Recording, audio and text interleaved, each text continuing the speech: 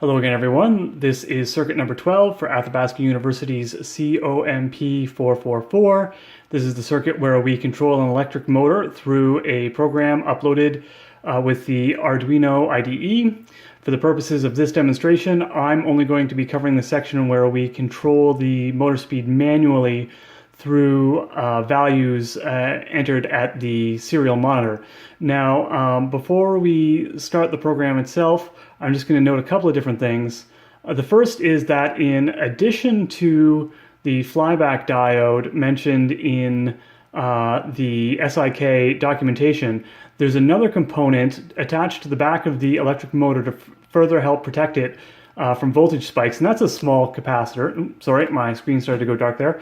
It's a small capacitor, and capacitors are often used to resist changes of voltage.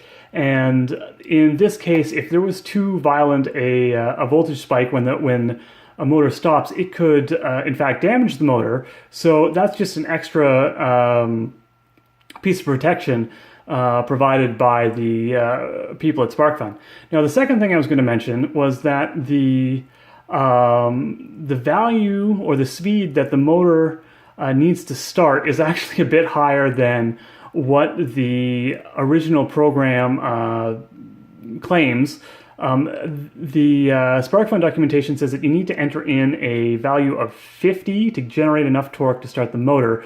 But in my experience, it's probably closer to 130. But nonetheless, the program still works. This may be related to the capacitor that they added onto the back as further circuit protection. I don't know. I didn't really have time to look into it.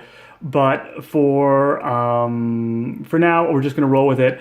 And I'm going to start entering values into the serial monitor right now. So here we go. This is our first value to get the motor running. So I'm going to put in, let's start in with about 130.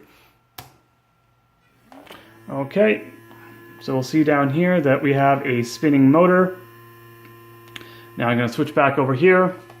I don't know if you can hear it on the video, but it's spinning. And now I'm going to put in a new value of 0. And we go back down here and we see that our motor is stopped. Going back up here, what I'm going to do is I'm just going to max out our motor with a value of 255, like so. And we'll see that our motor is spinning. It's making a more high-pitched whir than it was before. And now I'm going to scale it back down to, let's take it down to 200. Frequency drops, 150. Drops again, 100, drops more, 50, drops further. Now, if we look here, we'll see that the motor's still turning, but if I was to say drop it down now to 25, the motor stops. It's no longer generating enough torque with the current provided through the transistor to actually turn. That's all for this circuit. Thanks for watching.